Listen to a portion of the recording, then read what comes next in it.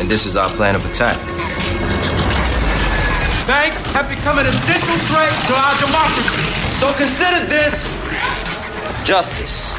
Thank you for listening to Revolution Radio at freedomslips.com, the #1 listener-supported radio station on the internet. Please help support this station so this battle can continue forward. Revolution Radio!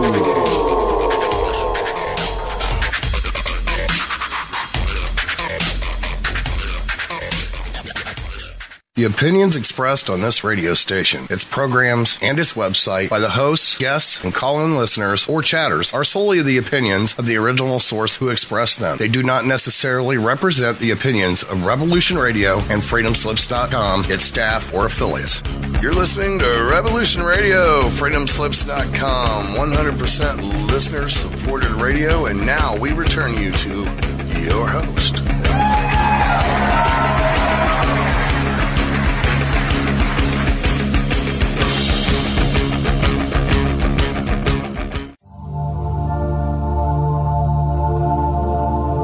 Welcome to Sacred Matrix, a divine paradigm of love and universal consciousness, with your host, Janet Kira Lessin and Dr. Sasha Lessin.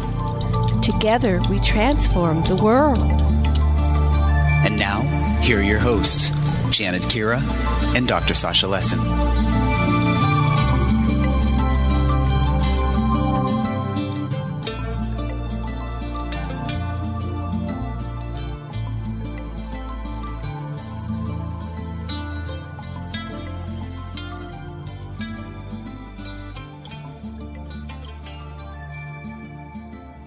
Hello, everybody, and welcome to the Sacred Matrix on Revolution Radio at revolution.radio. And I'm your host, Janet Kira Lessin, with my co-host, Dr. Sasha Alex Lessin, and our producer is Thomas Becker. And we have two guests today, Tomas Alvin and Penny Bradley. And before we get started with the show, I just want to do a little sound check. Dr. Lessin, Sasha, are you there? Present. Sasha, present. I'm present. What would you like to say before we bring on? We're going to start with Tomas, and then we're going to bring on Penny, since Tomas. Okay. Well, I don't know. What would you like to say? I don't know Tomas, but Penny's one of the wise people. When she talks, I shut up so I can listen and learn stuff. Oh, good. You are a wise person to shut up and let Penny explain things to you, because she's very wise. Okay, well, we're going to just let that hang in there, so people will have to wait till we get Penny on. But Tomas, are you there? Welcome to the show. Hey, I'm here. Wonderful. We'd like to, if you would start and tell us from your own perspective who you are and what's going on with your role in the Secret Space program. And I guess you created a group, and whatever else you want to tell our listeners. We're going to listen intently for about, 5, 10, maybe 15 minutes, and then we're going to switch gears. So take it away. Okay. This started, with the earliest memory I have from this lifetime, being that of, I don't know how to explain it, like some sort of technological soul transfer technology, but like the best way to describe it is if you remember the TV series Quantum Leap. I basically, the first thing I remember is a Quantum Leap style zap, and I was 3 years old in mid-stride, with my mother calling for me. What I remember just before that were several men, about 3 of them in surgical masks, looking over me in a very brightly lit room, and one of them shined something that looked like a red laser in my eye, and then was like that zap, for lack of a better word. So that's like the very first thing I remember. I had not experienced when I was in kindergarten. I was excused from my class to visit some social worker or somebody. Kind of borrowed the the school counselor's office and started doing, different tests, basically math tests, reading comprehension, stuff like that. And then started doing like Rorschach tests, and followed by the Zener ESP test. And something like I could see right through I could see the image like right through the card, but something in my mind told me I needed to flunk this test. And so she would hold up a card. I would see an image of wavy lines. I'm like, a triangle. Flip it over, it's wavy lines. Sorry. She'd hold up a card. I would see a triangle. I'm like, rectangle. Flip it over, triangle. She's like, sorry, failed that one. But I was in kindergarten, and this like strange person gave me these tests. So that Did you eventually find out what they were about? Yeah, in hindsight, I'm guessing. They're seeing if they wanted, like how much, because obviously they knew I was part of something. Educated guess is like if I passed that test, I probably would have been subject to like another MyLab program in this timeline. Yeah, they may have figured out that you were giving all the wrong answers too. If you got too many of them wrong, it goes the other way around. Well, I knew enough to pass a couple of them, kind of like. Okay, good. But I just need, like I was about halfway through it, and I kind of realized, oh crap, I better start flunking these. Good. Yeah, kind of. But yeah, I'd have the difference between like when you're having a dream versus when you're reliving a memory. I would have these very vivid memories of being on other planets, and for the longest time, as I thought this was like kind of got into the star seed thing as a possible explanation, but to me, like all the technology and the way people dressed and everything was just way too terrestrial to be like an ET civilization. This was, something was happening concurrently, but I also thought it was like, so also a lot of it would bleed over through, because I was always designing schematics and stuff when I was a kid. Like I see something on a sci-fi show, and I back engineer it in my mind and figure out how it would work. Start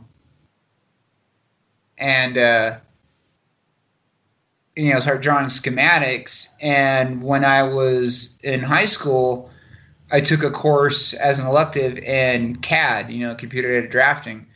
Mm-hmm. And so I decided I wanted to get some extra credit, maybe impress my teacher. I designed the blueprint for this apartment that had the entertainment center built into it, where the entire wall was designated for a big screen TV, and where the living section was sunken in. So like, there's like a semi flight of stairs, and your feet would be like right behind the couch. It's kind of sunken in. And later on, like a couple weeks ago, other people in the SSP had memories of that place. And I kind of, I designed like a blueprint for that. So a lot of these memories surface in hindsight in very interesting ways. So you actually designed something that they utilized? I designed it. I remembered it, but I remembered the design. So I created the blueprint from it was buried in my subconscious, but other people remember that exact same actually living in or visiting that exact same apartment. Tomas, this is Sasha. If you could pretend that you were that couch in that room, what would your existence be? What are you like if you're that piece of furniture in that room? Can you pretend that? Well, I don't have to because other people confirmed those were like the VIP quarters, and on the off world, and the I guess like the breakaway you'd call them, but those are like you find those on Mars, on asteroid belts and Titan, outside the solar system. But yeah, those are VIP quarters for the Dark Fleet. Thank you. So I was asking, did they design the VIP quarters from your design, or you were just drawing them because you saw them? I was drawing them because I saw them, but it came out as a blueprint. Like I remember the design subconsciously, so I created the blueprint based off of that design. But then later on, independently, other people remember like living or that specific type of apartment. Wow. Okay. So I made a design when I was in high school.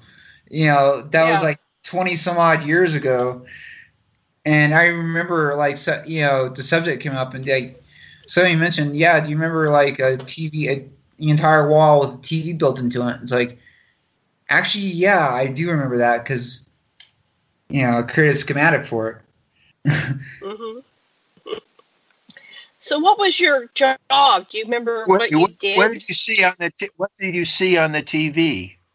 I don't remember seeing anything on TV. I just remember that it had that.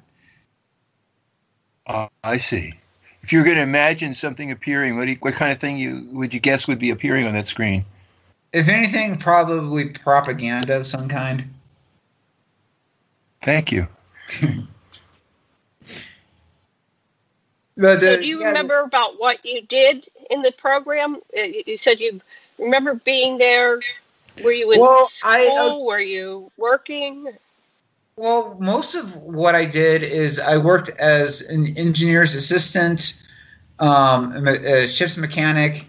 I was a storage clerk, technician work, weapons tech, stuff of that nature. The thing is, I remember the knowledge. I just don't have that many standout memories because it's very dull, boring work. I remember being a pilot or a co-pilot on a cargo vehicle in the shuttle, making cargo runs. I remember doing it. I just don't remember any particular thing stand out because it was rather, like I said, monotonous. It's like, what was the cargo? What were you carrying? This would have been on the command carrier and whatever supplies needed. Most larger craft are completely self-sufficient. So, yeah, normally it was, I'd be standing at a kiosk, somebody would walk up. It's like, requesting, whatever part. Okay, palm print. I'll confirm you here with my palm print. I'll get somebody to go get it. Okay, here's your part. Palm print. Okay, you're off. That was the routine. So thank you. It sounds like you could have been on a U.S. Navy ship. It's funny when I bring that up because when I started talking about like the type of tactics and strategies, I remember people used to say it was, Army or Navy. I get in conversations with like, with Marines and stuff in the here and now, and it's like, yeah, it sounds like something that's either Army or Navy would do. So you talked Okay, about the let's, things that don't stand out. What is one thing that really stood out? What's the clearest impression you had of interacting with people or situations in space? Well, I mean, it's like if I have like a sudden like recall or memory flashback, and other people confirm it, that's just proof to me that this is for real. It's Yeah. is Janet here? Yeah, I'm here. Yeah, I Let's sent Yeah. you an image in your Facebook chat. Okay, I'll go look. I'll at be that. sending you more periodically. Don't worry, I have a ton to send you. Oh, wonderful! That'll be great. Yeah. So, did you and Penny meet each other while you were in the program, or was it afterward in this Penny has reality? like tons of alters. So I believe I did like briefly like come across her. I remember like because I had a job as a bartender. I believe on either a space station or a habitat somewhere, getting the feeling of it. But it's and I remember like a fight breaking out between a couple, and that apparently her and her CEO got in a fist fight in a bar. Good possibility it could have been the same fight. Yeah, because it really is a small world out there. Like the admiral who was in command of the command carrier, the big ship I was on, like he ended up being my high school vice principal or my middle school principal, and the man was like incredibly incompetent.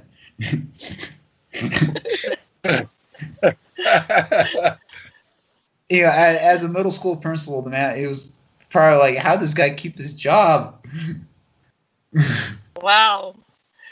Well, yeah, that kind of makes you wonder. So you worked with him in the program, and then they gave him like a regular job, and he wasn't very good at it. But was he good at his other job? As an admiral, yeah. Because I was a command carrier, so yeah, I don't remember like I probably interacted with him directly as many times as I did when I was in middle school. It's like, hey, good job. I hear you're doing good. That's about it. It's like, thank you, sir. But it's just like I said, it's like, I don't think it's strategic or planned. I just think that, maybe the quantum entanglement from being in two coexisting timelines somehow draws people together by chance. I don't, I'm not going to speculate in this, I don't think that was done deliberately. I just, because I've encountered a lot of people in hindsight that, I probably was connected with that person. Just like the connection that we had. I would befriend somebody or perfect strangers, and we just had like this, like we were coworkers or something for a long time type of camaraderie. So let's give the talking stick to Penny. Penny, are you there? Penny Bradley. Yeah, I'm here. Okay. Can you fill in the gaps or explain things more? Or how go did back I and forth. meet Tomas on Earth? Actually, it was on Facebook. I inherited a group that was for starseeds, because a lot of the veterans start off in thinking that they're starseeds. And this guy who was trying to sell some device had done this list of 40 questions. And Tomas popped out of nowhere and started answering them. And I think out of the 40, there were 5 that we argued about big time. And this was about 3.5 years ago. And I respected that he was being logical and rational and not being a troll. So we got to be friends, and I eventually added him as an admin to that group. And we're in this chat room. I think there were, 12 of us in it, Tomas? I think so. And we were starting to explore the whistleblowers who were public then. And I was starting to have problems with, I would listen to someone's testimony and end up in adrenal shock. I have Addison's, and my subconscious would be so stressed by hearing the testimony that I would literally have to take an extra dose of my medication.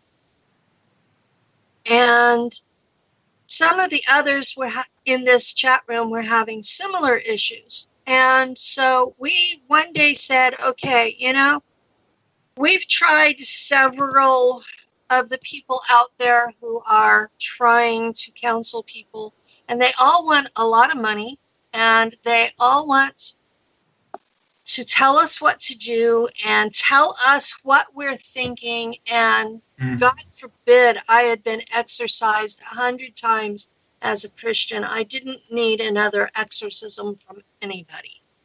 And so Wow. we were talking about, what we need is a group support with only enough moderation to keep us from killing each other. Isn't that what it was, Tomas? Yeah, you have like too little admins, it becomes overwhelming. Too many, it causes problems. It's like, yeah. I got kicked out of a group because I thought somebody was trolling me and blocked them. Well, you got 600 admins. How was I supposed to know this person was an admin? Yeah. Now Facebook will tag the admins in their posts so you know who they are. But for a long time, they didn't do that.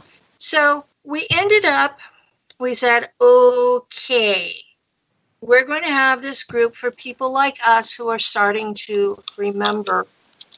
And I had already had memory activated, but it was this big, ugly blob that was all in German.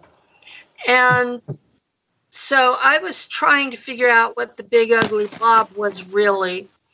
And we had, I think, while we were discussing forming the group, Tomas went ahead and just did it. And I was the first person he added. And he doesn't live in the United States, and he sometimes has serious internet connection issues. So he was working on a comic book about one set of his memories, and he didn't have enough bandwidth to do that and monitor the group. So he asked me to babysit it for him. So I did, and that was why everybody thinks that I'm the founder, because I was babysitting it. When he got more bandwidth and came back, I have happily turned over control. Haven't I, Tomas?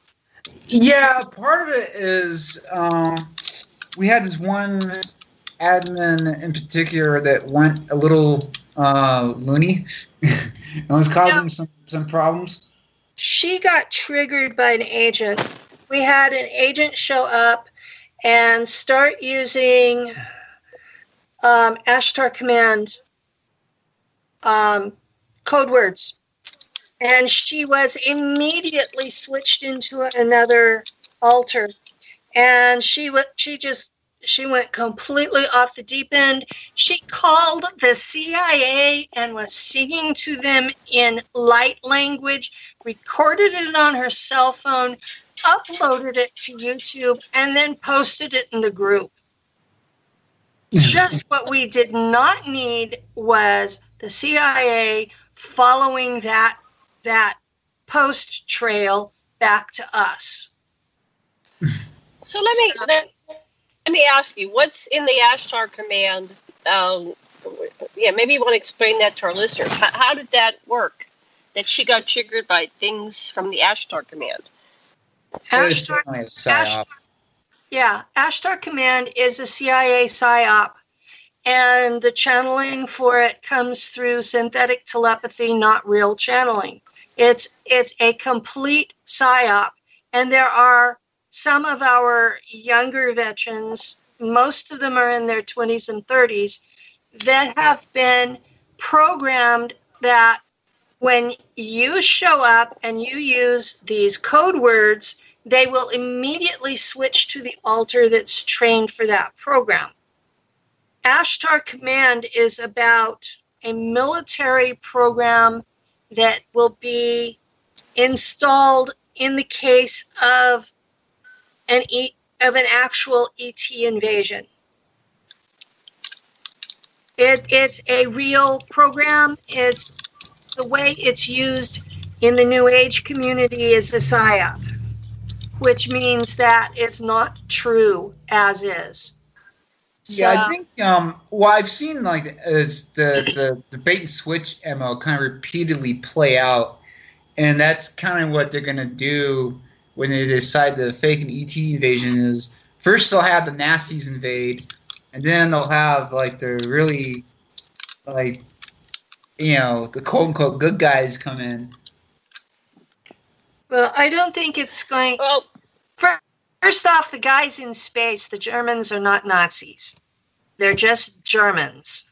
Secondly, the plan that I heard Randy Kramer talk about involved getting an ET group, in his description it would be the Mantids, to come in and do a hoax invasion, and that afterwards it would be everybody clapping each other on the back. Well, we did a good job with that one. But yeah, I was on that panel, and you were on that panel when we someone asked a question and we just brought that up. What's the alien invasion going to look like? Now, I've heard this alien invasion synopsis going back to when I had Stuart Squirtho here in Maui. What year was that, honey? 2003 or 4 or something like that? Maybe 5? That's right. So I had sponsored Stuart, and then the next year was David Icke. So Stuart came here, and he said he never saw so many mind-controlled people in his life as he did in Maui. So Maui's a hippie place. But he was describing it back then, and he told us how he had gone back through time and was at the foot of Christ during the execution and had a hypodermic nerve needle, and he looked up at Jesus, and Jesus looked out at him, and he shoved it in the toe, and there was like forgiveness. He said, "It's okay." He shook his head. "That's okay. Go ahead and do it." And then when he was done, he got transported to an underground Mars base, and apparently that was part of the plan for the second coming of Christ. And the reason why they got the blood is that somehow had some of the blood on the Shroud of Turin. Now, this is years since I've heard this, so I may not have it 100% accurate. But, so, yeah. If you look at some deliberately making the Book of Revelations coming to pass, I believe somebody is doing that deliberately. If you look at, the passage where it talks about wormwood raining poison on the land for 3 days and 3 nights, and you realize that Chernobyl is the Russian word for wormwood, and that facility was sabotaged, and so was the Gulf oil disaster. The seas will and rivers will turn to blood. Well, you saw that happening, and the oceans will boil, and then we have Fukushima. And it's not just the Book of Revelations, because if you're looking at it from the Islamic point of view, the army that creates the last great caliphate before their end of the world Messiah returning wears all black and uses black flags, and that's why Daesh, which is what we call ISIS, was so popular, was because it's straight out of the Quran. Well, take a step beyond that. The Vikings have the War of Ragnarok. I'm sure there are like Asian prophecies of that nature that are deliberately being done as well. Yeah. You know, the Hopi prophecy. Randy Kramer did talk about that in his interview on Breakthrough, where that you've got all these guys in charge around tables, and they each want their own religious belief of the end of the world to come true. So they're deliberately setting it up that way. Well, they have the long vision and they have time travel, so they can do whatever they want. And we don't know who exactly they are, who the factions are, but ultimately what it does is it divides and conquers humanity. So you have all these people fighting against each other because they're religions, and, you know, all these could just be distractions to keep us from feeling our unity, consciousness, and oneness. Well, using time travel is coming back to bite them. Because right now we've got a lot of temporal anomalies going on, Mandela effect, place artifacts, and it's, you know, they've opened Pandora's box, and they're trying to figure out how to close it again.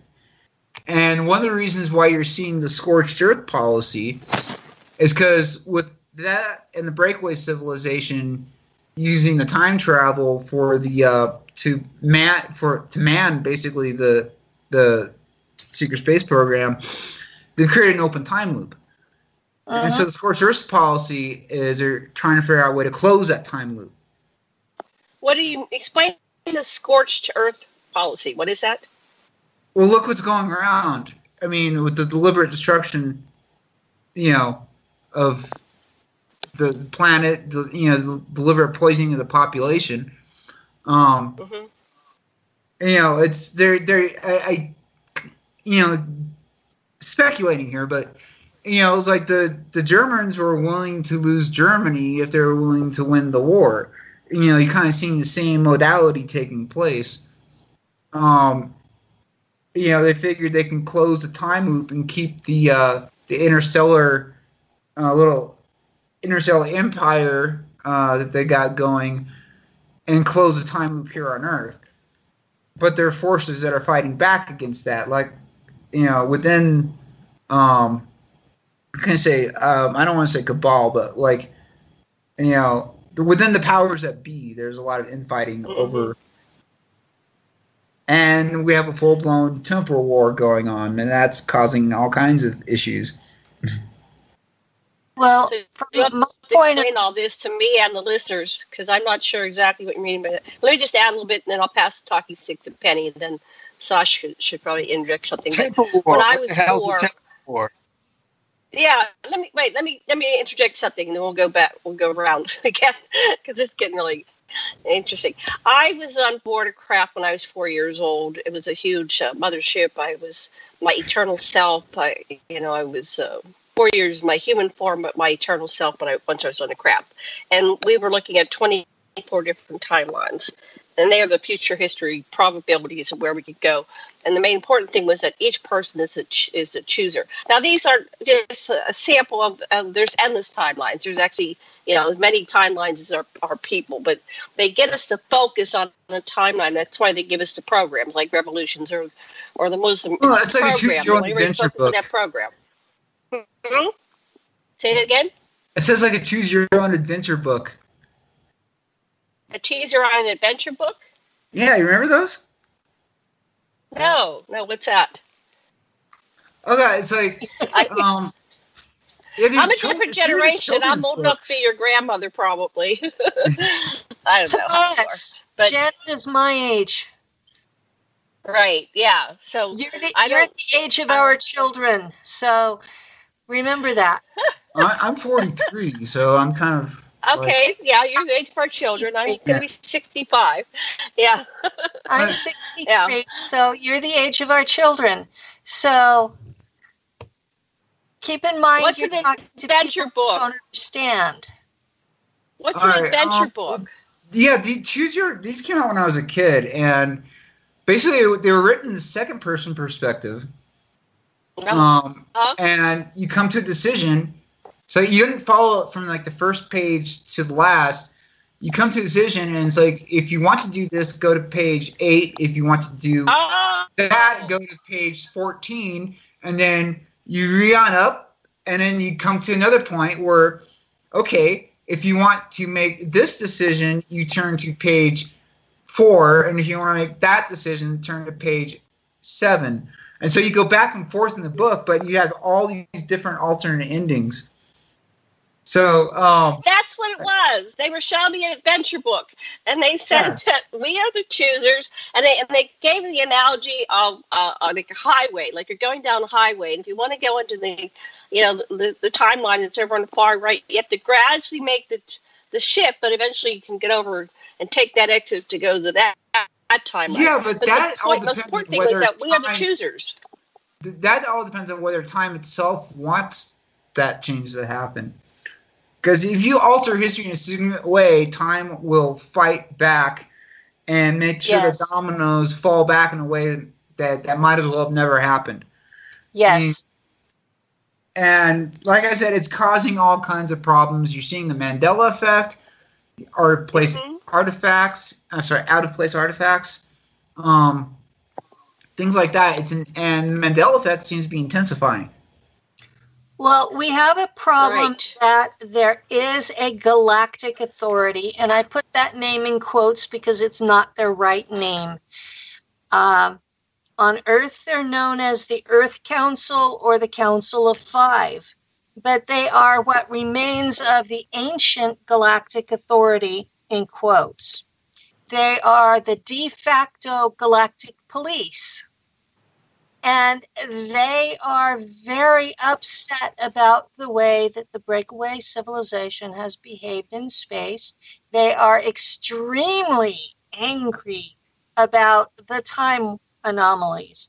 And they are on the other side of the time war, trying to force us to comply with the galactic law.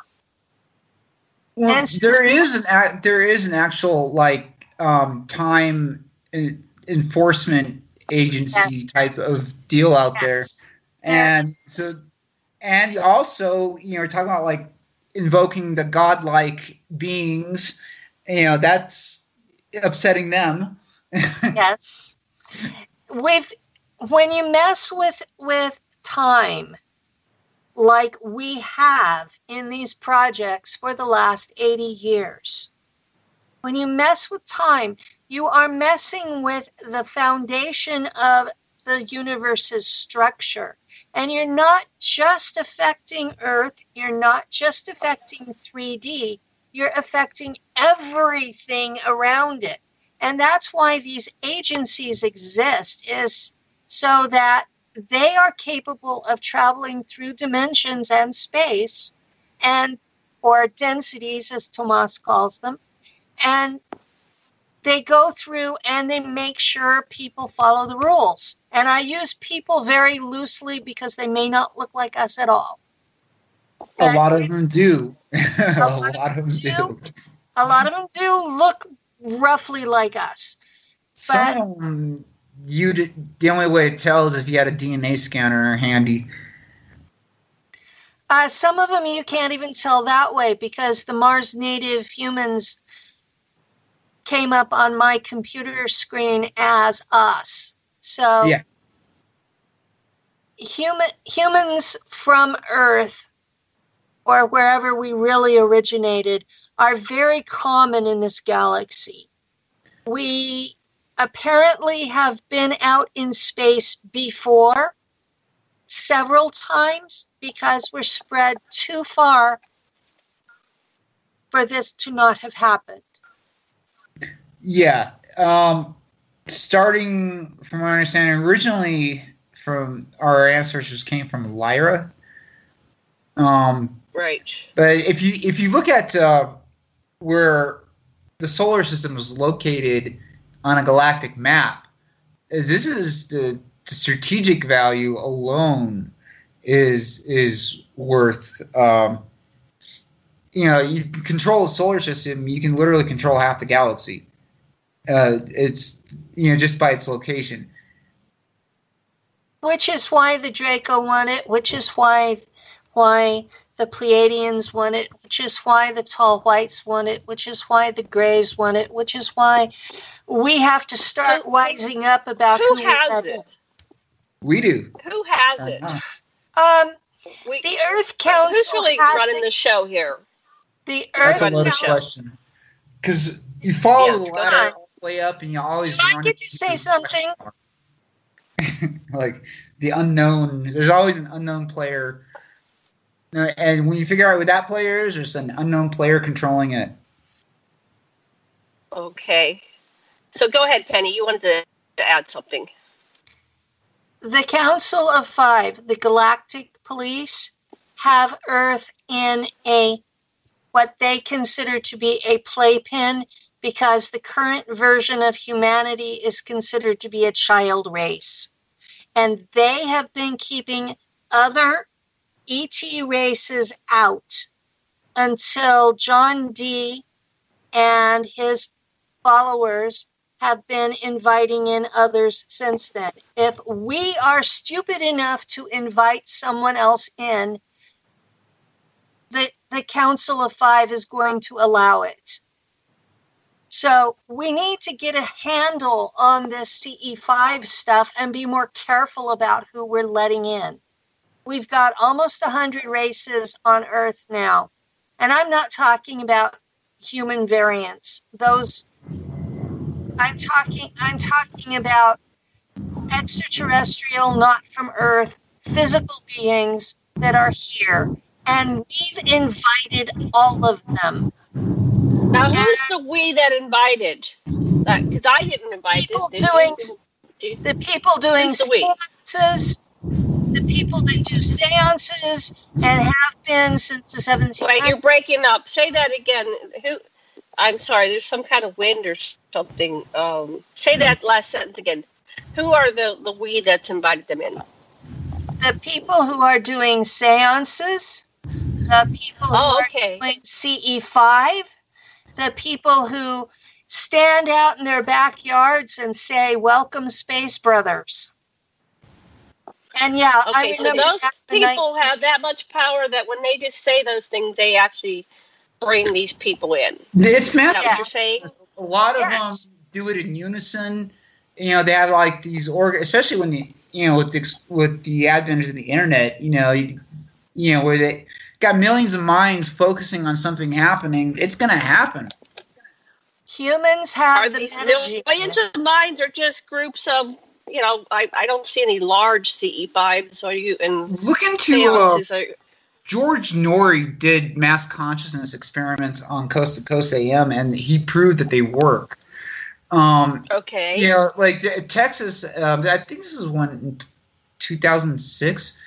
Texas was suffering like a major drought, so he had all his listeners focusing on raining.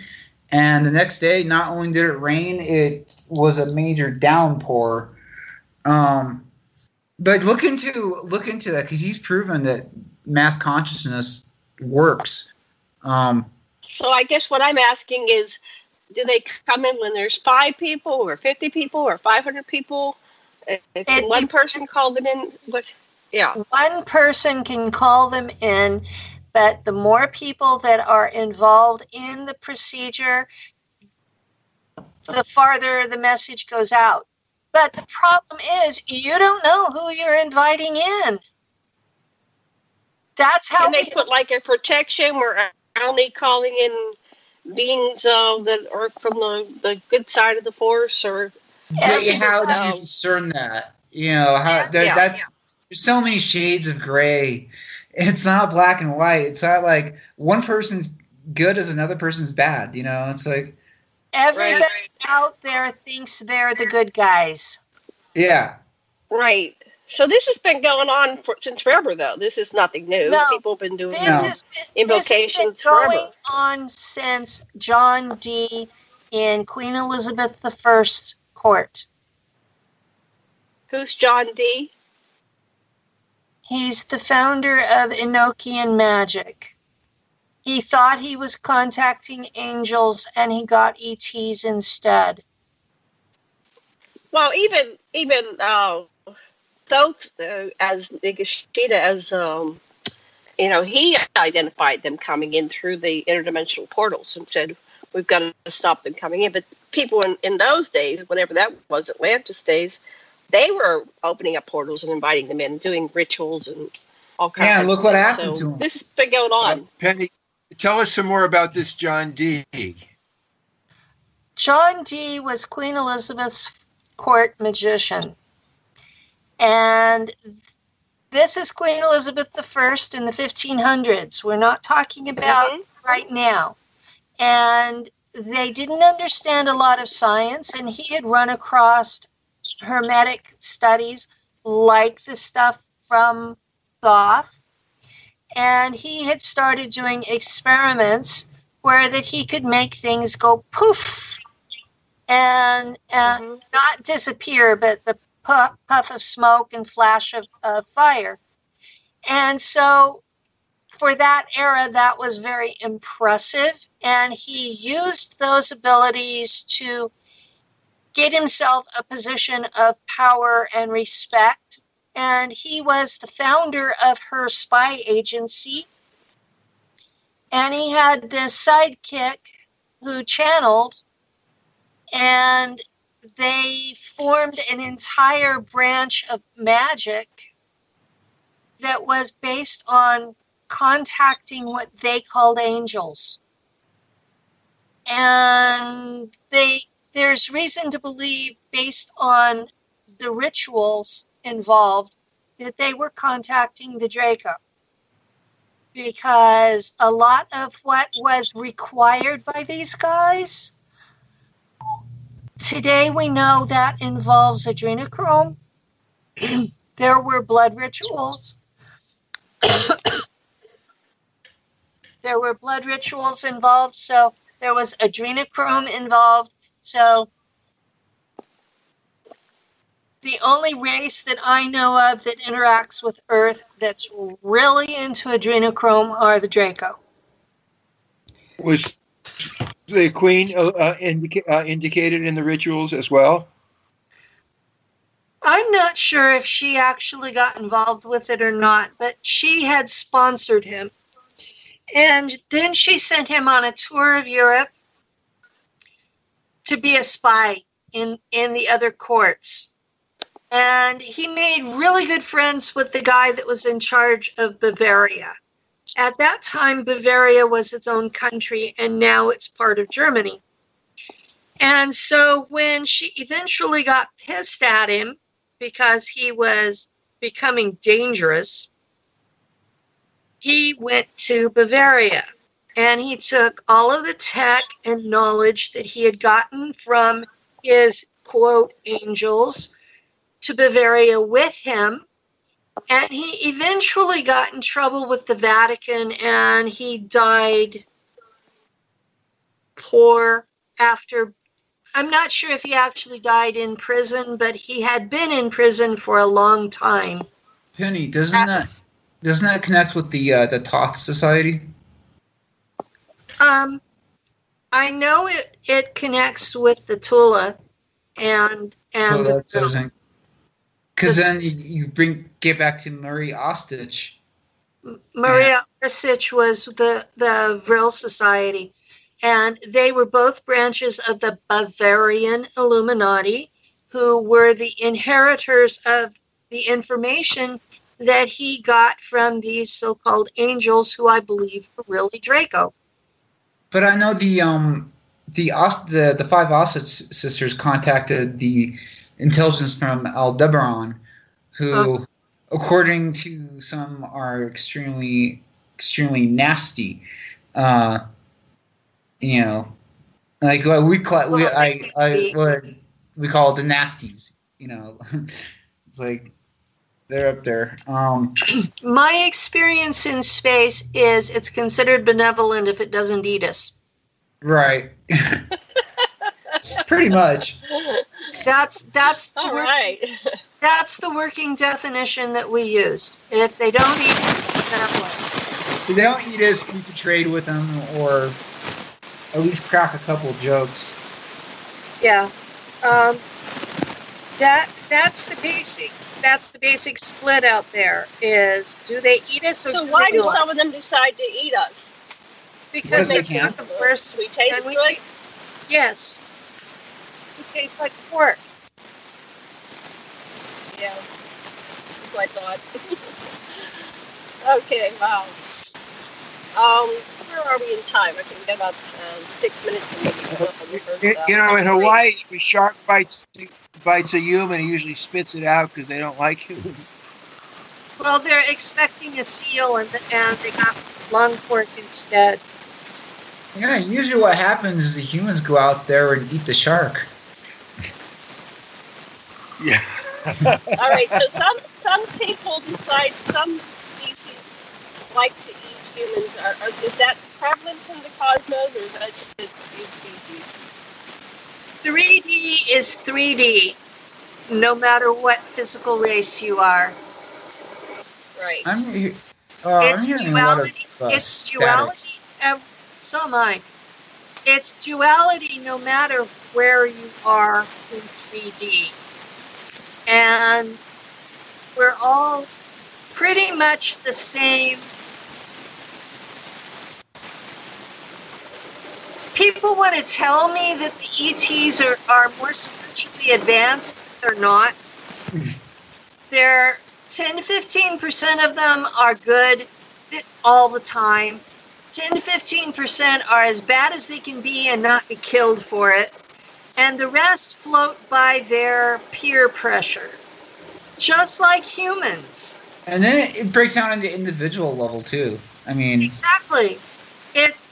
Well, I was going by individuals because each race has its own agenda, which is always serving its own people.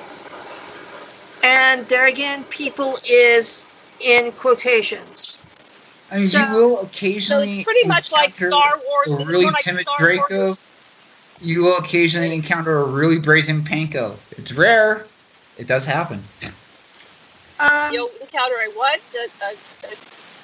See, I've encountered some kind and loving Dracos or reptilians. I don't know what they are. But they want Pankos are, it's short for pink gecko, and they're about as opposite pink geckos. with Dracos. They're about the exact polar opposite when it comes to reptilians. I mean, they are very timid. They're terrified of us. I don't blame them. They wear spacesuits that make people think they're seeing grays, because they have spacesuits that when they put them on, they look just like grays, and that's where a lot of people confuse them. But they come to Earth to study the plant life, and usually people see Pankos like way out in the woods somewhere, and the moment the Pankos realize that humans see them, they take off and run, and get in their little spaceship. They're gone. So maybe we need to go over all the species that you have identified and how they're interacting with humanity. Because we are humans. So we want to know how they're getting along. I mean, Corey Good painted a picture about the space station that's out by Jupiter and We have several of those. We have engage. one parked out by Jupiter. Is one near the Oort cloud. I believe I was in that one. It's a lot of the trade, especially like Jupiter is the main kind of trade hub with us and foreigners, for lack of a better word. It's the main trading hub because we don't always want something going directly to Earth. It's like some things we want to quarantine first. Right. And so how do we Jupiter like, okay, that's as far as you go. You're not getting any closer to our home system. Whatever you're selling, sell it here. We have one around Jupiter that is basically like the United Nations. And we have another one around Jupiter that is strictly for trade. Okay. Well, that makes sense. That we don't want everybody just coming down here and parking in our backyards because there's, it's kind of like what who was that? Hawking said. You got to be careful who you're your contact, please, since we don't know who your contact is. We're thinking everybody's all good out there in love and light and mistakes. I could barely hear you. There's a lot of interference. Sorry. Yeah, I'm not sure what's going on. Sorry about that. I'll try. We're coming up on the break. We have 1 more minute before the break. Okay. Sasha, what would you like to say before we go to the break? Sasha, say something. This is a fascinating. Yeah, I'm talking. Can't you hear me, honey? This is a fascinating discussion. I've just been reading Peter Moon, and he really is talking about how these barbarian societies were really onto something that could be used for benefit or for enslavement of humanity. And it's just that Hitler and his dude took it the down path, but it's just spiritual power, and it could also be used for good. At least that's what Peter Moon thinks. Okay, well, we're coming up on our break. We'll be back in about 5 minutes. Thank you very much. All right. Perfect. See you in 5. All right.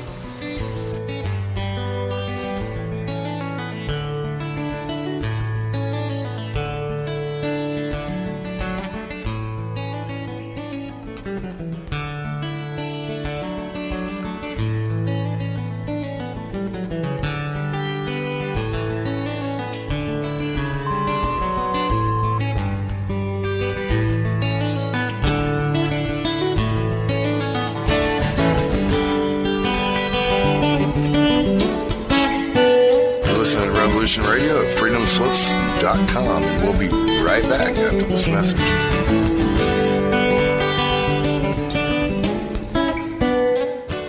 You need some more speed records in this day and age. You need coverage. Coverage? Oh, you mean them little root weevils that crawl around popping off cameras in your face? Those root weevils write history. Many of you know that quote by Jack Nicholson in A Few Good Men. You can't handle the truth. Well, you can, and Event Horizons will give you those truths. So when you're mad as hell and not going to take it anymore from that memorable CNN network, you'll know just what to do.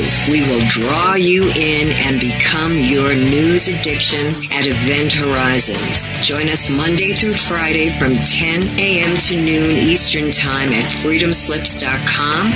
At Revolution Radio. Our world team members are Dennis Fetcho, John Ilias, David Dunger, Hyla Cass, MD, Melanie Bridgeton, Jim Mars, Paula Harris, John Trallo, Maria Payan, Christopher Husser, DODDS, Jonathan Orchard, and me, your anchor, Dr. Robin Falco.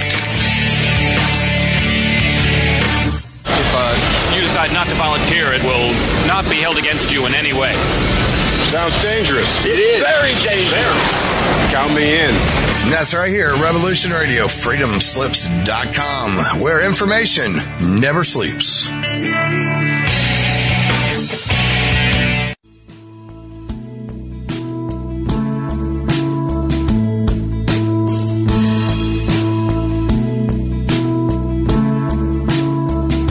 Is your data safe? Do you have the necessary information to assist you in confidently living through just about any survival situation? Is survival and gardening, off-grid living, medical knowledge, or even natural or man-made EMPs on your list of personal concerns? Do you have your documents and your personal information in a safe place in your hands where you know where it is? Well, check out our preloaded EMP-proof thumb drive. Over 3 gigs of survival documents and how-tos, plus the USDA offline food preservation website, and much, much more, including a surprise bonus we just can't tell you about here. With plenty of room left over to store your most important documents. Imagine if a megavirus or computer failure took out your bank, or all the banks for that matter. Are your banking records safe in your hands? So when they get things fixed and repaired, you can say, hey, look, this is what I had. You have it. I want it back. Is your personal data safe? Family records, addresses, phone numbers? Well, squeeze on over to freedomslips.com. Yes, that's www.freedomslips.com. Click the banner on the homepage for the EMP-proof bullet drive to get the full scoop of everything that we offer. So, folks, keep your data safe for your peace of mind. Revolution Radio, freedomslips.com. You don't need to expect us. We're already here.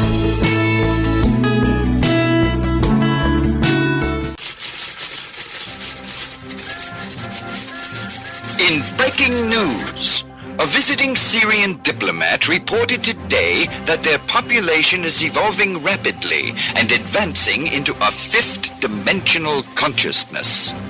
They are seeking peace with all cosmic cultures, which may mean that the Earth will be asked to join the prestigious Galactic Federation of Light Alliances. Please join Debbie West and Michael Hathaway on Lost Knowledge, Saturdays, 3 p.m. Eastern Standard Time in Studio A, for the latest breaking news on the Star Visitors' peaceful contact and the ongoing project of cleansing the Earth. This is the people's war. It is our war. We are the fighters. Fight it then. Fight it with all that is in us. And may God defend the right. Warning! Warning! We gotta stop them! They're gonna kill us all! See how the trouble you've started? Be they the government, be they industry, be they organized labor, be they anyone, or human beings. Time when the operation of the machine becomes so odious, makes you so sick at heart that you can't take part. You can't even passively take part. And you've got to put your bodies upon the gears and upon the wheels, upon the levers, upon all the apparatus, and you've got to make it stop. And you've got to indicate to the people who run it, to the people who own it, that unless you're free, the machine will be prevented from working at all. Revolution Radio at freedomslips.com, the #1 listener-supported talk radio station, throwing ourselves upon the gears of the machine. Revolution Radio, where information never sleeps. You called down the thunder, well now you got it. Right! You tell them I'm coming! And hell's coming with me, you hear? Hell's coming with me! Revolution Radio!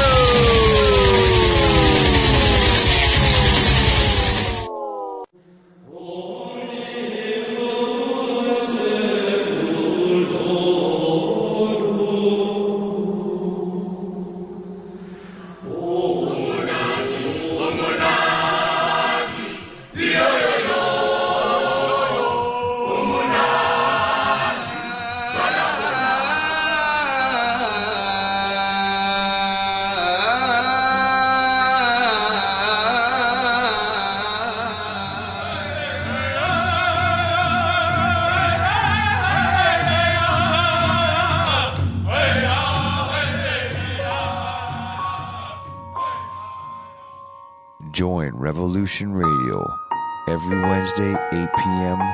Eastern Time on Studio B for Momentary Zen with host Zen Garcia at freedomslips.com, the People Station.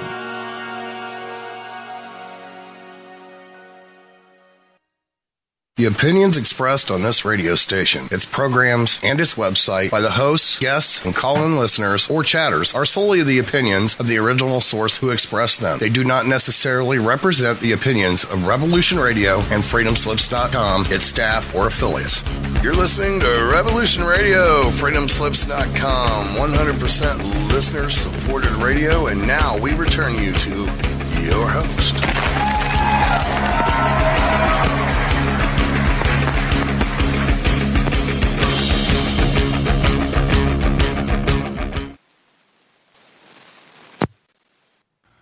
Janet, are you on mute? If Janet's on mute, let me speak up. This is Dr. Sasha Lessin. Welcome back to our wonderful program. Janet, our co-host, is on mute, and we're talking to Tomas and Penny. And one thing that left me dangling was that a CIA person had joined your Facebook group, and that this Facebook what is the CIA interested in you guys, and how are they leaning on you? What's happening? How do you handle that? Well, if anything, I'd say it's NSA, not CIA. This guy, I would think, was CIA because the NSA deliberately activated my memory, and they wouldn't be hassling us in a group after that. So The CIA legally, the CIA is not supposed to operate within the United States, but then again, that's talking about the CIA. So legally, I don't think it applies to them. The CIA is who abducts us to do the mind fractures. Yeah. So why wouldn't they be interested in finding out how far we're going and triggering some of our admins to slow us down? Because we've had incredible success helping people recover their memories. Yeah, true. We've actually been successful. We have, right now, it's what, 3,363 members? But it's stabilizing around the mid 3,000s. Yeah, we went as high as people. We went as high as 4,000 at one point. It's got to go two ways, because if they're monitoring you, that means you're tuning into them. So you are a possibility of helping us understand what they're up to. It tends to is no good. Yeah, it tends to go both ways. There was one person who was an admin who, when we joined with us when we first started the group, but he basically was fishing everybody for information. Uh-huh. Now, for all I know, this guy could have just been looking for information to write a sci-fi novel, but still, I kind of like, after a while, it's like, okay, hold on. You're not contributing anything to the group. You're just, basically, does this remind you of anything? You remember this? And then people would respond, and he'd be doing the same thing within the admin chat. So after a while, it's like, okay, Well, we have 7 admins now, and 6 of us are veterans, and the 7th one is a counselor who works with. He's a psychic who does regression hypnosis on people, and I'm not sure what else he does, but he's very sympathetic to us. We had another counselor who was an admin who has since left. She was not always sympathetic with us.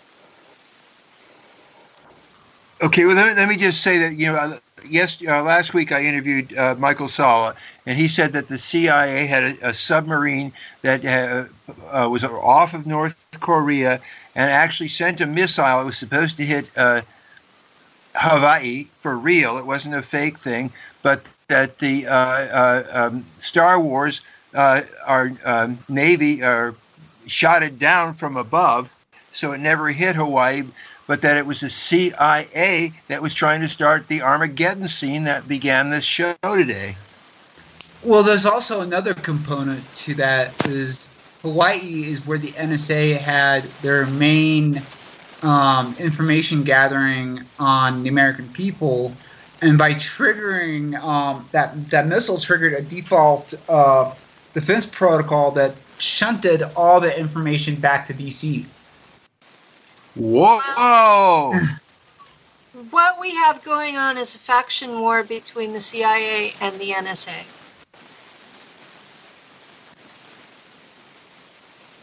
Wow. And you've seen this in movies where you have like different alphabet agents getting a full-on shootout war. That actually happens. Yes. And that's what's going on. Are we back on air? Excuse me one moment. Are we back on air? Yes. Yes. Okay. Sorry, I missed that.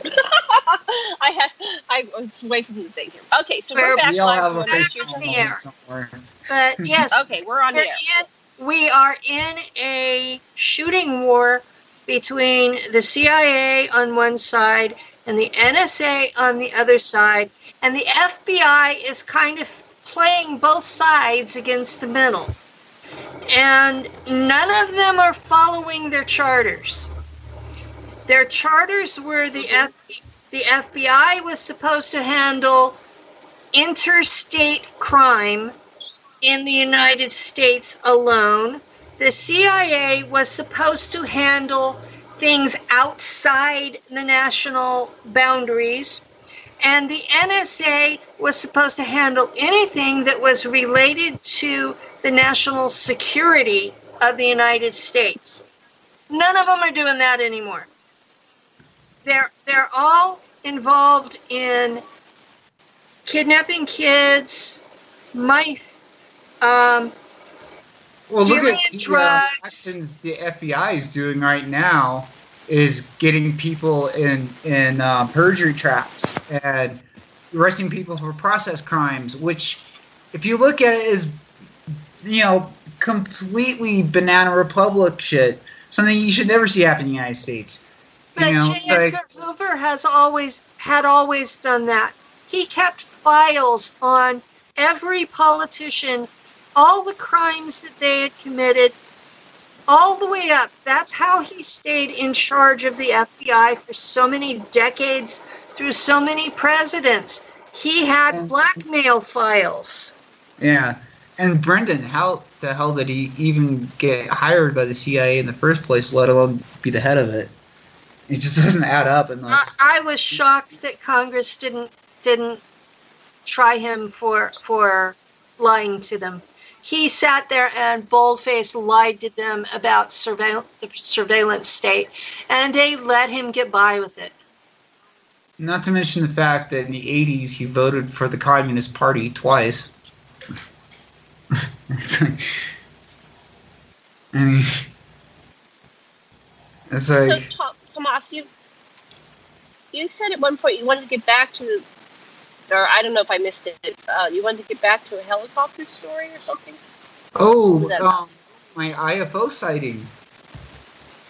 Yeah. Okay. Yeah, this is back in 2006. I was living in San Ramon, California, which is fairly close to Livermore, which is where Lawrence Livermore Labs, and I think the Jet Propulsion Lab is around that area. I'm not sure, but anyways, JPL is in Pasadena. Yeah. Okay. So JPL's but Lawrence Livermore. I think it's something.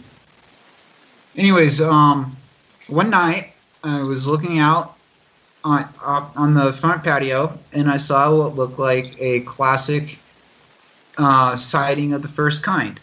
I had the light that was moving from one end to the horizon to the other in a blink of an eye, turn on like a 280-degree angle without stopping, completely silent.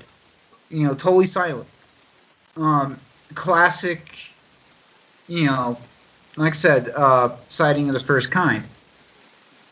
The next morning, I go outside, and I look out, and it's these helicopters that are making these maneuvers. Completely silent. They didn't have propellers. Instead, they had these kind of black diamondoid-shaped devices in place of propellers, and they were flying upside down, making, completely silent, making maneuvers that are impossible for a conventional aircraft. They're basically Cobra attack helicopters. If you remember the TV series Airwolf, it was kind of they're basically, those were decommissioned when the Apache was introduced, so they basically used those to beta test this anti-gravity tech. And yeah, that's my IFO sighting. Wow. Okay, where do you want to go next? We've got another 45 minutes. We've got a lot of ground to cover. What do you want to focus on? You guys know each other's story. You're in the group. Yeah, one thing I got to tell you, Fanny, what can we do to protect our children from kidnapping? Nothing. Who's kidnapping and why? CPS is the main kidnapper. Not anymore. Who's CPS? Well, They're one of them. Child Protective Services? Child Procurement Services. Are they using these kids for slaves, on planet, off planet? What kind of slaves? Are they sex slaves? Are they food? Well, one of the ways they get the kids for whatever nefarious purposes they're going to do is to have CPS come in and, collude with family court and make a whole bunch of lies up about the parents. And once they, adopt a kid out, who knows where, because the parents have no way to connect to the kid, They sever all communication. So what makes them go through all these hassles? They could just take a bunch of kids and do a breeding program and reproduce as many kids as they want. What makes them go through the hassle of kidnapping kids and other people who have produced? And there's a lot of ways to make human beings, right? We can clone them, we can breed them like livestock. That's one way. There's like the classic human trafficking. Grab a kid off the street. That also happens a lot. Right. I was abducted out of my house using. They used portal tech to show up at the door, and they came into my house and took me out of my bed and brought me back what my parents would have thought was 15 minutes later, and they dropped me off on the doorstep. They didn't even bring me in. So my understanding is the programs, the actual black ops, have the CIA come pick you up using portal tech. Now, if they're going to do other stuff to you, they have CPS do it, they have kidnappers do it. As far as what they're used for, some of them are sex slaves. Some of them are used to produce adrenochrome. Some of them are working in fields. Some of them are taken into space and they're working in mines. Some of them are genetically altered. Some of them are turned into psionic weapons. I was a psionic weapon. Some are turned into cyborgs and sold to ETs. There's a whole gamut of things that can happen to them. Or they can also clone a whole bunch of you and do all the above. Exactly. So we're a product that they're buying, selling, and trading. We're a commodity. Human beings. We're a commodity, yes. Right. So that's exactly. And the main usage for humans are, and it's all ages. I mean, you weren't just used as a child. Why do they want the children? Because they're tastier or something? Well, I think the last time I remember being taken was in 2009. I was on vacation at a hospital. It was 11 o'clock in the morning. I went to brush my teeth. All right. I had the toothpaste in one hand, toothbrush in another. Next thing I know, I had to spit it out because instead of toothpaste, I was holding a tube of sunscreen. And instead of a toothbrush, I was holding a hairbrush, and it was nighttime. Wow. The last time I was taken... They don't always keep track of your timeline. They just put you back. I think those were ETs that were doing it because those are the type of mistakes that ETs would make. The last time I was taken was today while I was sleeping before this interview, and I was taken by Draco. And I had been having emotional problems from being overtired, and my inner child had risen to the top and wouldn't go back. And the Draco actually put this altar back in charge of the body. So they thought it was dangerous for the inner child to be in control. So this has been an interesting day. What does the inner child need and want, Penny? What is the inner child telling you? My inner child keeps asking, why can't any of these beings love us? Meaning the totality of me. Because I get taken so much, abused so much, put in so many situations that nobody should be in, and I have so much trouble in this life. And that's her big issue, is why couldn't anybody ever love us? Wow. And so she's spent the last 4 days in charge, having a temper tantrum and crying. And it hasn't been fun. I got to piggyback and watch what she was doing with my body and my life. Is there a part of you that can balance out the child and give it some of the love that it needs? I keep trying, but there's so much damage that the depth of her need is more than I can fill. Yeah.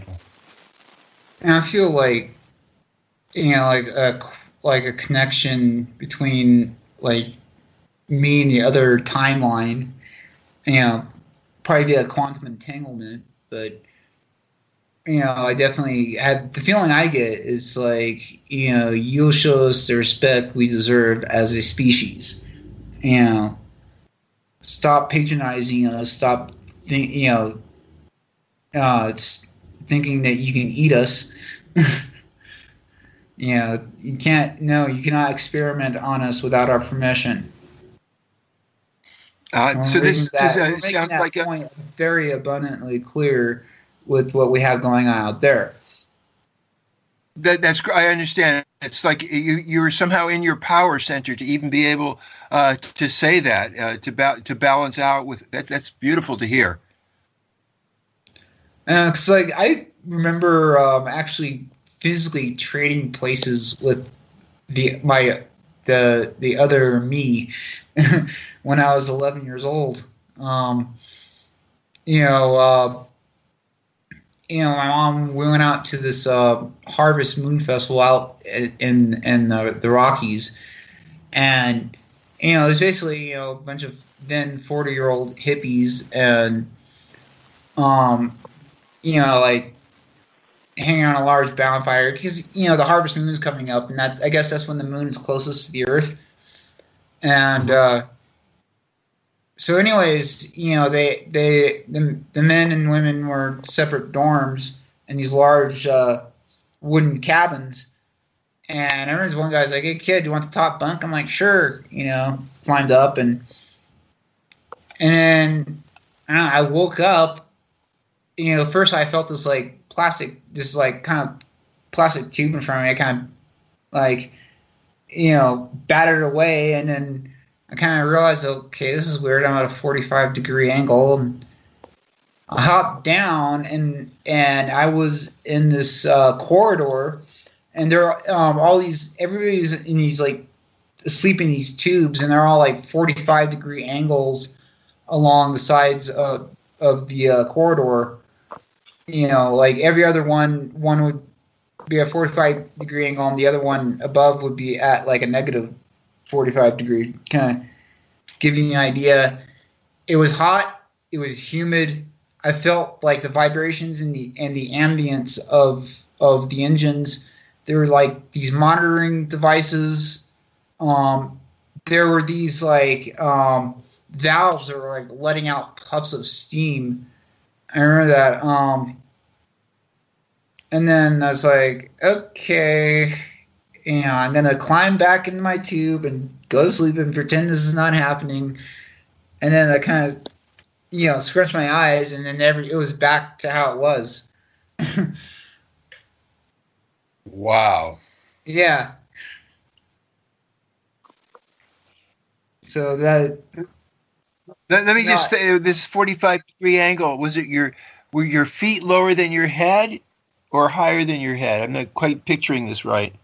My I was at a positive 45-degree angle, but it didn't matter because the gravity was, line was, and the tube inside the tube, the gravity was aligned, so I might as well have been like laying flat on my back. Oh. When I got out of the tube, it aligned to the floor, and my feet were really heavy, and my head was really light. I remember that, the gravity floating. So it was artificial gravity, yeah. Yeah. Were there any? Do you remember stuff like olfaction? Did it smell like anything? Were there any tastes in your mouth? Besides seeing stuff. Metallic taste in my mouth, kind of like a metallic smell, but like it was really, like I said, it's hot. It was humid too. I think what was going on, it was taking excess moisture from inside the tubes and then venting it out, Wow. But if you remember that's really the original great. Battlestar Galactica from the 70s. Oh yeah, we studied that. Yeah, do you remember the medical tubes? No, we didn't watch the original. No, we didn't see the original. We saw the one from the early part of 2000. So yeah, we have to go watch that one because there's information in all those. The original one from the 70s, right? The medical bay, they had these tubes that people would rest in. They looked exactly like that. But they're at 45-degree angles. Like I said, every other one was 45. Kind of like it made the corridor look octagonal. Kind of giving you the idea. Mm-hmm. Mm-hmm. But that corridor looked like it stretched on for almost a mile. I mean, it was long. Okay, and so what is your emotional reaction when you're in the experience? At the time, I was like 11 years old. I was like, oh crap, I'm on a spaceship. Is this real? I'm going to climb back in the bed and pretend this is a dream. That's how I reacted at that age. In hindsight, yeah, I remember that, clearly. So. Wow. Thank you. Yeah, I've had other flashbacks and memories and deja vu since then, and Penny, has had her own kind of experiences like that too, because you've woken up inside your altars, right? Penny? Yeah. There. Turn my mic off. So, I have woken up inside altars, and I have woken up where I was piggybacking on an altar, which means that I'm there, I see through their eyes, but I'm not the person in charge. And that's how I know what the other altars are doing, is because I wake up in them. The incident where I blew up the cyborg factory on Mars, I woke up in the altar that was in there, and when Penny saw the cyborg bodies hanging on racks, and I saw humans being chopped up and put into them, I just did a flat emotional panic. And on Earth, I have a firewall, so this doesn't happen. But in that altar, I don't. So I just sent out a bioelectric pulse and blew the place up, apparently with me in it. And I was with James Rink and Lindsay Hooper on that mission. So, yeah. So you blew the place up, and you guys, everybody got out? No. You said you blew the place out. I have vague memories of being on a planet that was bombed, orbital bombardment. And I remember I'm sorry to cut you off, Penny. But I remember like the pattern they use is they would have like the larger craft. One wave would approach on the planet's equator from like west to east, and then they have two other waves like further up and further down going from east to west, and another wave on top, so it would cover the entire planet's surface going opposite directions, continually like blasting the hell out of the surface. And there would be like smaller vehicles below it, like hitting more precise targets. But yeah, I remember being on like escaping that. And apparently those are like the Nachtwaffen tactics. Or somebody, I think somebody else is either you or Eileen mentioned that planetary bombing strike technique. It was probably Elena. The only times that we blew things up in any unit that I was in Nachtwaffen, it was because they Not now. Hold on a second. They had rebelled. Not now. They had rebelled against the Draco. The Draco are actually pretty decent to their subject races unless you rebel. And then they will knock you into the Stone Age or completely destroy your planet. But they boiled the oceans on Argelia. That doesn't surprise me because they consider rebellion to be dishonor and disloyalty and the worst thing you can do. So and they left a little parting gift in the Pacific Ocean in 2010. That wasn't caused by radiation. That the destruction of the Pacific, that was a biotoxin that they left on. That faction of Draco got kicked off this planet in 2010. They had a base. So you're talking about Fukushima. Yeah, Fukushima. There have been other nuclear disasters. There have been some at sea. Didn't cause that kind of damage. Fukushima wasn't the cause of that. That was a parting gift. Okay, so they left us this little parting gift. So is that going to eventually destroy the Earth? I mean, so it just keeps going. It damaged it. It definitely left the planet with a bloody nose. Uh-huh. I mean, it could have been worse. Well, it's still going.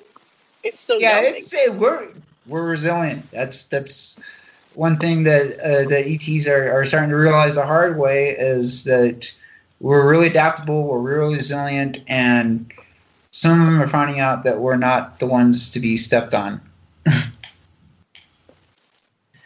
So let's talk about that. What can we do? We've got another, I don't know.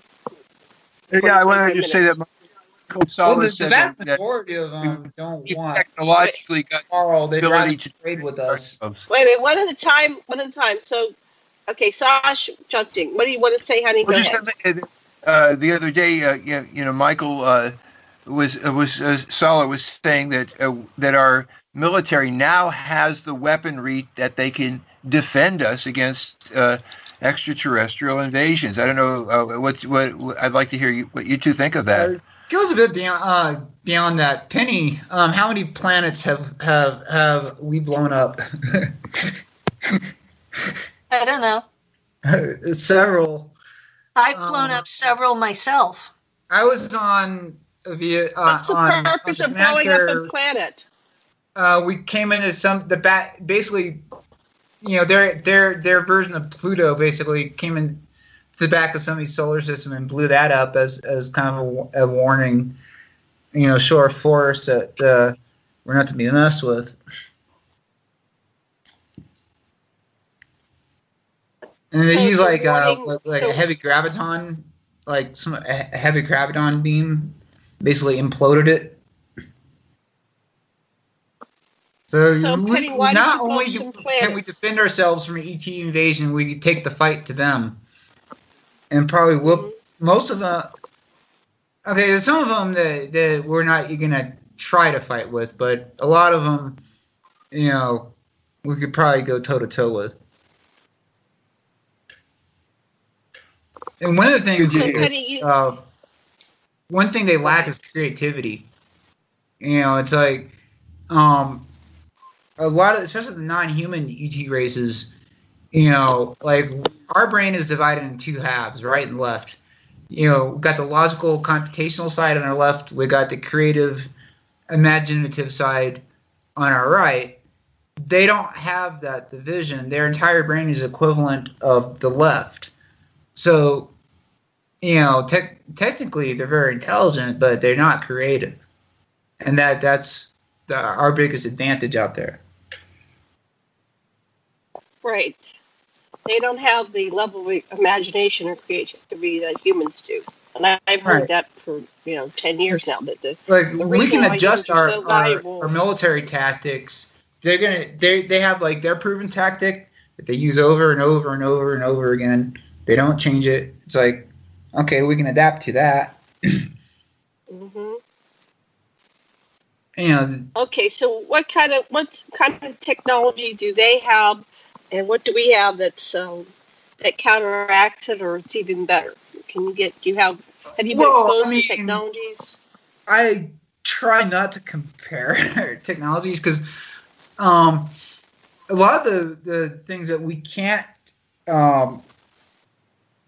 work around is because it's based on some sort of principle that we can't wrap our hominoid brains around. But what I can tell you what we do have. I mean, we have FTL travel. We can basement universes are a great way to save on storage space. We have androids, droids, cyborgs, robots, exoskeletons.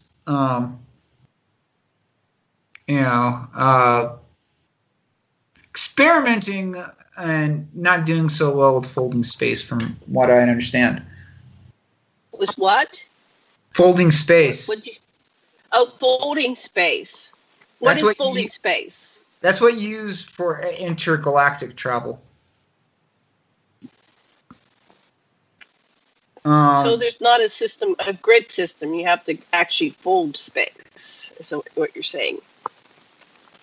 Yeah. They don't use wormhole technology. Sure how it works. They use like a type O super blue giant in one galaxy and find a joining one in another galaxy. It's something about connecting the gravity wells. I'm not exactly, like I said, it's that level. I don't quite understand most of it, but that's kind of the gist of. But yeah, folding space. You use that for intergalactic travel. And what technology are you aware of? For travel? For whatever that they have that we don't. That the normal 3D human beings are not aware of. Well, if we're not aware of it, we would have no way to know about it. Now I'm talking about the public program rather than this. What does the secret space program have that humans? I'm guessing that if anybody knows about what the ET have that we don't, it would be above what any of either me or Penny's pay grade. As far as you would know that, I mean, and most of what I remember is like common knowledge from like civilian life out there. I was military out there. I know more about the tech than you think. I was a navigator on a freighter, and we went interstellar, and we went outside the galaxy. And the way that the navigation on my ship was that the navigator was a psi weapon, and I would step outside of 3D into a dimension of my choice and take my ship with me, and then step back into 3D where I wanted to be. And it was up to me to make sure no one was trapped in a bulkhead, that we didn't end up inside a planet or a star at any point along the way. The older technology was based on the navigator being a psi weapon. And that was why I was connected to the ship, into the ship's computer.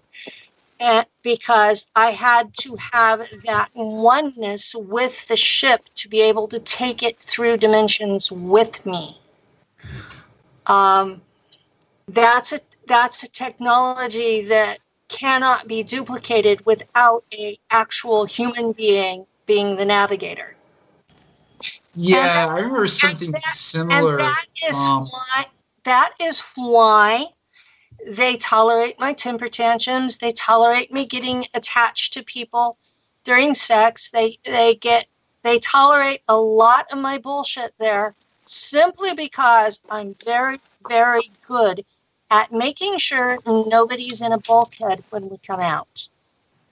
I remember servicing this technology because I worked with the Japanese factions. So this is like cutting edge Japanese technology.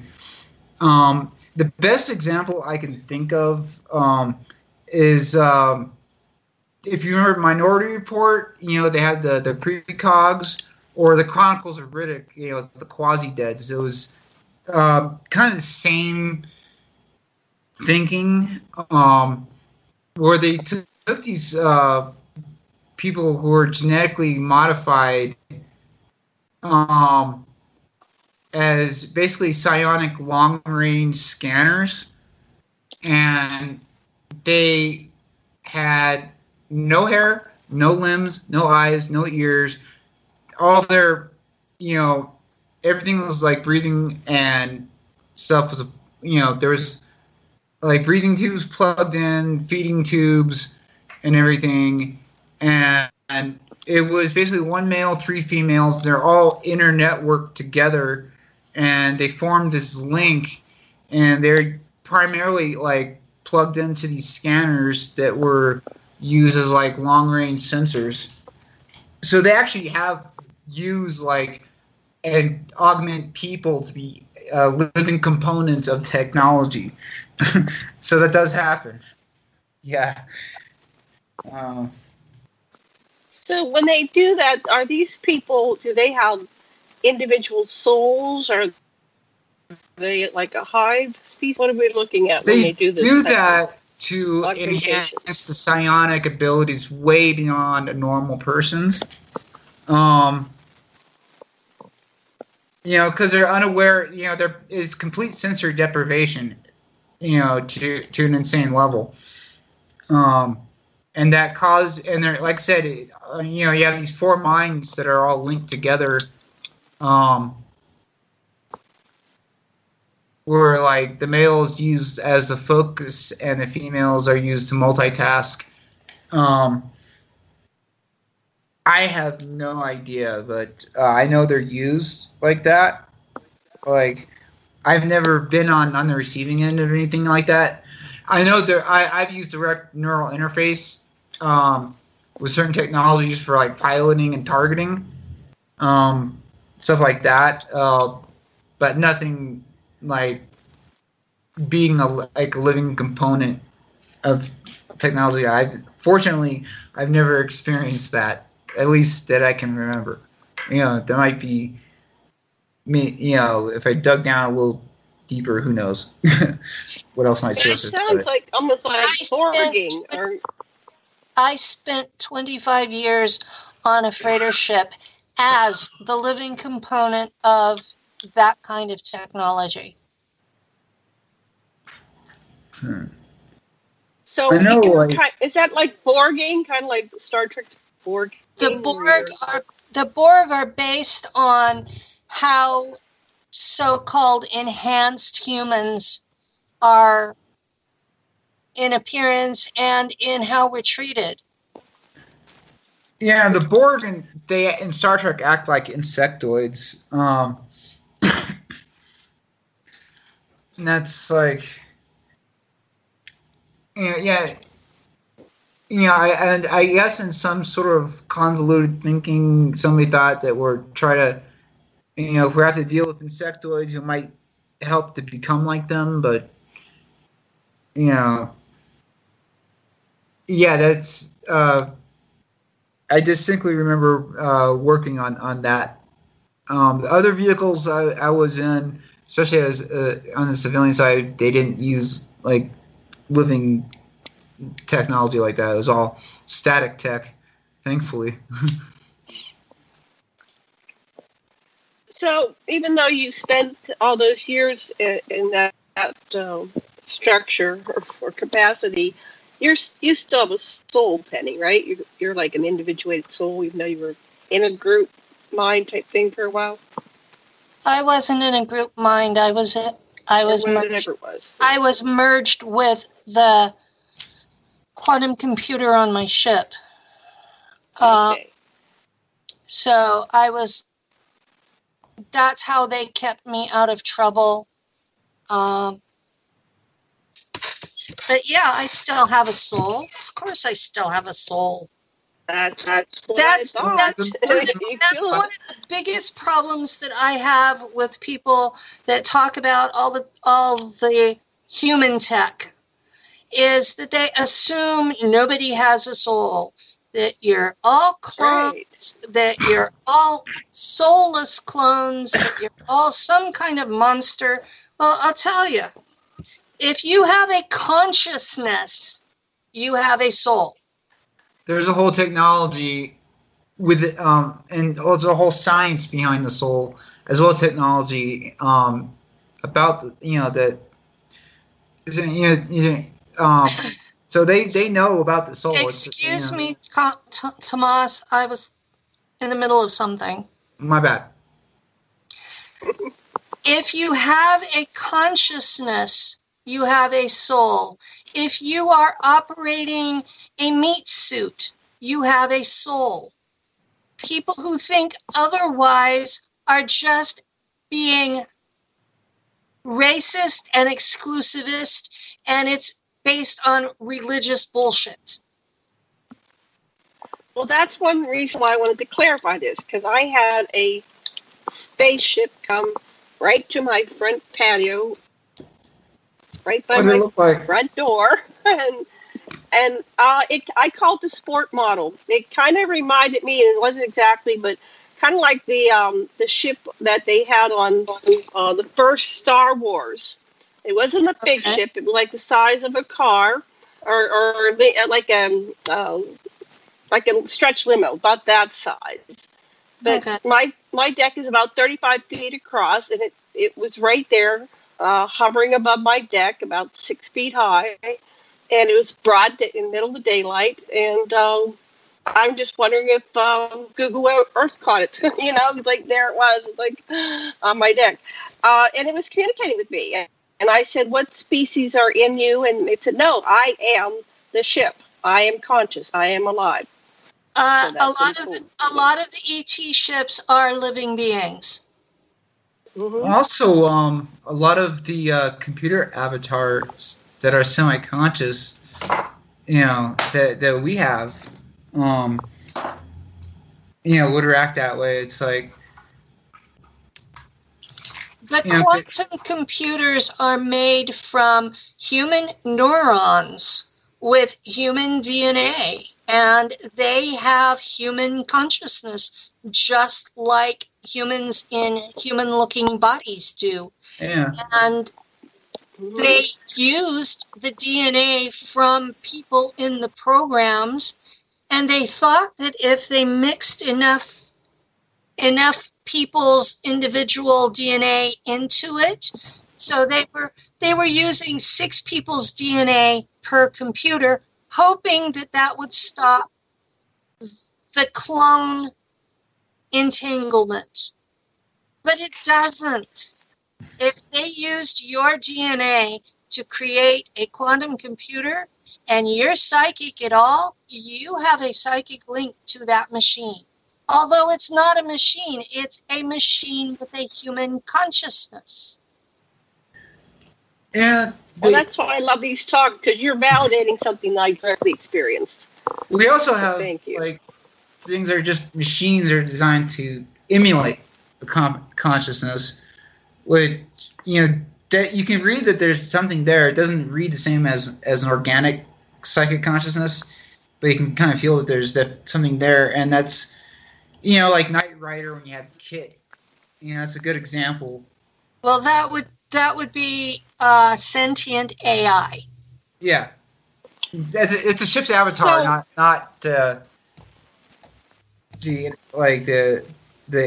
psionic tech that that unfortunately Penny had to live in. So I want to just clarify some things in my own mind here. So one time I had an episode with a being that was on the end of a Buck Rogers ray, and when I could feel that I called it a soulless being. It was like it didn't have a soul. It was shocking. Is that possible that they could have? It could have been a droid. Kind of soulless. It could have been a droid, probably. Yeah, very human. There are droids that appear to be organic beings but are not. And a lot of the smaller grays are actually androids. And they do not have any kind of a consciousness in them. The larger ones are cyborgs, and they do contain enough of a human brain to seat a consciousness in them. So they are, to me, they're an abomination because it's a human that's trapped inside a machine. And you're not there with your full self. All of your higher functions are AI. You have simple animal awareness. And I have an officer that is in that condition. She she drives a shuttle between the moon and Mars on an endless loop. And because she's a machine, they never give her downtime and they treat her like shit. They treat her like she's a machine, but she's not. She still has a partial brain, and she still has awareness. And the way that cyborgs are treated is beyond anything that anyone should ever have to live with. And what's really ironic, because I remember servicing, because I worked on, we have things that are very similar to Ed 209s. They have like a Rottweiler brain or like a large dog brain built that operates it. And everybody knows there's a dog inside, and people treat them better than the cyborgs that are made out of humans. That's like a sick irony about that. Talking about the dog species. Yeah. No, I'm not talking about the dog species. I'm talking about droids that we use a dog brain to operate it. All right, so like we have things like the dog that we have here on Earth, that level of intelligence, or the dog. It's an actual dog. I'm saying we take the brain out, we use it as the operating system for a droid. Yes, it's a dog version of a cyborg, and it's a Earth dog, not the other. So when you have like an Ed 209 as a good example, because we have droids that are very similar to that, like. You use a brain of a Rottweiler inside of that thing, and when you activate it, it will growl. Who gets injured, it squeals. But yeah, for like basic defense drones, those are guard dogs are perfect. Wow. Okay, we're on our last minute. You guys want to tell everybody how to reach you or your groups, and then we'll have to do another one of these sometime soon. Go ahead. 1 more minute. I have your group? Our group is secret, so you can't find it without one of us adding you. But I have a page on Facebook, Bradley, Nachtwaffen Pilot, and it was because I was getting too many friend requests. You can reach me there, and I respond within 24 hours. Also, we're out of time. Reach out to you guys, and hey, I think I might have been in the secret Facebook. Hello, everybody. Love and blessings. Yeah.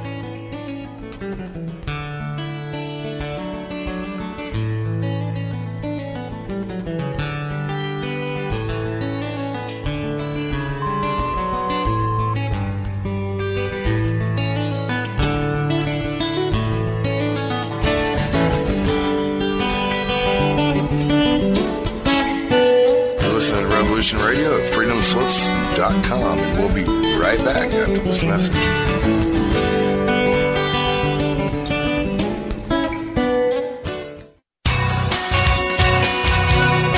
Thank you for listening to Revolution Radio at freedomslips.com. Any commercial advertising you may hear in this program is of the sole discretion and benefit of the host of whose program you are listening to. Revolution Radio does not endorse any commercial products, nor does it accept monetary compensation for on-air advertising of commercial products, nor will it ever. We are and shall remain 100% listener supported. Any product advertising on this program are considered used at higher risk, and Revolution Radio shall not be held liable for any claims or damages received from any product advertised within this program. Revolution Radio, where information never sleeps.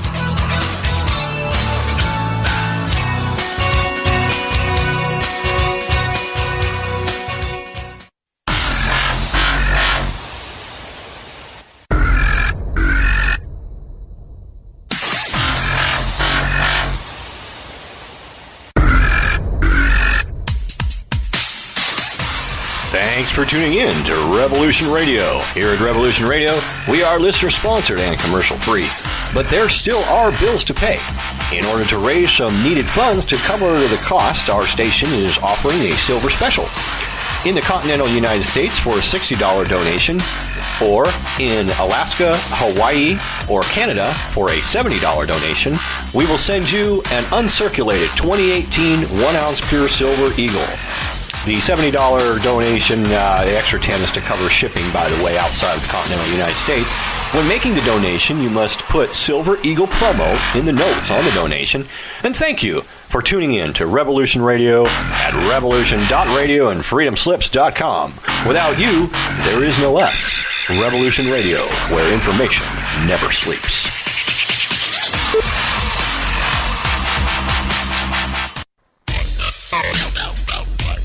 Take a look around, kid. What do you see? Homes being foreclosed.